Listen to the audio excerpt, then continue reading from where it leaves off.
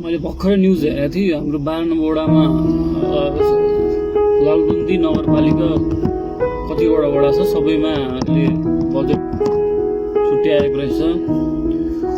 म चाहिँ 12 नम्बर वडाको व्यक्ति हो र 12 नम्बर वडामा चाहिँ जुन पैसा आएको छ म चाहिँ 12 नम्बर वडाको वडा अध्यक्षज्यूलाई के भन्न चाहन्छु भने एक त शिक्षा दोस्रो स्वास्थ्य त्यो दुईटामा लगानी गर्नु पर्यो हैन। शिक्षा कस्तो छ त्यो अनुसारले लगाउनु पर्यो र स्वास्थ्य निशुल्क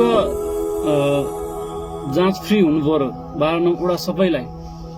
किनभने अहिले धेरैजना मान्छे बिमारी भएको कारणले भित्रभित्रै रोग छ, कसैलाई त्यतिकै क्यान्सर, कसैलाई त्यतिकै मृगौला फेल भनेर जुन भइरहेछ। त्यही भएर निशुल्क सकेसम्म सकिन्छ भने निशुल्क चेकअप गराइयोस्।